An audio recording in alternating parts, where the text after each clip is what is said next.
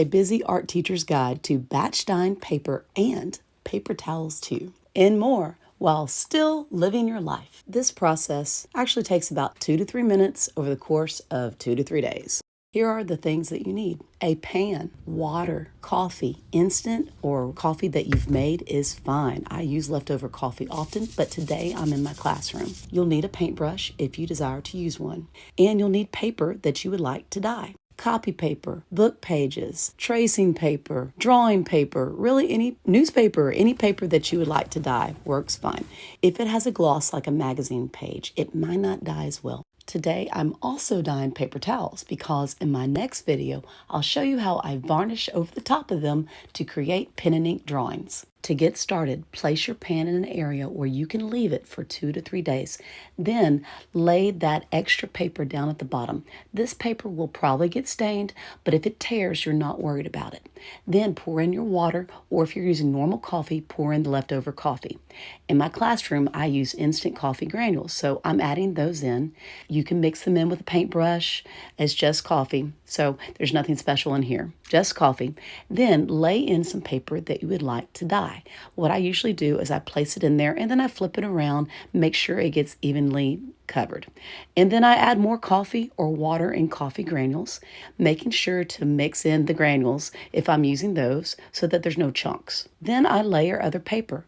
What I'm doing now is I'm adding my paper towels because I want to batch dye some of these. You can even let them hang over the side and they will grab the coffee and they will pull it up into them. Sometimes if they're hanging over, they have beautiful designs. This is also a piece of tracing paper in another pan. And that's it for prep. And now we go live our life. It's been a few hours and you can see that it's already changing. It will dry a little lighter than it is in the pan. But if you decide that it is getting too dark, you can go ahead and pull some out. I like to lay an extra piece of paper down and then I'll pull out my paper. To keep them from sticking to each other, what I do is I place paper towels or other scrap paper in between them, and that way when they dry, they won't stick. I'm checking my edges, and then I'm going to leave these other ones inside. The coffee will creep over the edge, and if you need to, you can place another paper towel underneath or let it be. And now it's time to live your life again. A few hours later, I walk back, and this is what they look like now. So I still think they're light. What I'm going to do, I'm going to put them back in the pan.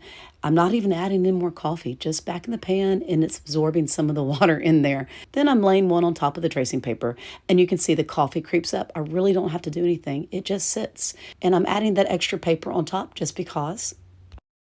This is the next day. So I could stop here, and this is what the newsprint looks like. It's absolutely beautiful. So normal newsprint, and then I have paper towels, and then I have my book pages or my magazine pages. There's the extra paper, and I like this one too. I really like the edges, but I'm going to keep on going. I'm taking the extra paper towels I put in the other pan, the tracing paper, and also laying on top the ones I've already dyed, and I'm going to let them soak up the extra water to make them a little extra. Because the paper I'm using is so soggy, I'm layering the dyed paper towels back in between them, and it works really good to keep them from sticking. This is the bottom piece of newsprint I had in the bottom of the pan, and it's going to turn out amazing. So putting paper towels back in, I just use up all the coffee. Why not? It's just re-dyeing the paper towels to make them darker and adding extra depth. So now it's time to leave them again, and I'll come back and check them in a couple days. Woohoo! And we're done. So here it is, a couple days later. I completely forgot, so I let it sit longer. It's all dry. Look how nice that is. There's the newsprint, and I got my paper towels. And now, let's see, the bottom paper. Oh man, the tracing paper turned out so nice. Yep. And this is a keeper as well. That was my sheet I used to protect my other paper. I'm going to keep that. So let's look at these. Oh, crunchy edges. So the ones that hung out on the side, look at the designs they made. Every time they hang out and the coffee crawls up, that's what it makes. Oh, I love this one too. So now we are ready to go. That is our haul. Look at all this paper that we got. The book pages too, and more paper towels. Oh, it's just a great haul. So now we have lots of paper to work with.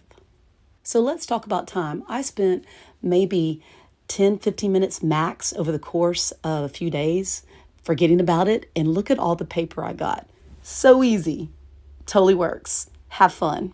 And don't forget to join me for the next video where we varnish paper towels so we can draw with pen and ink over the top.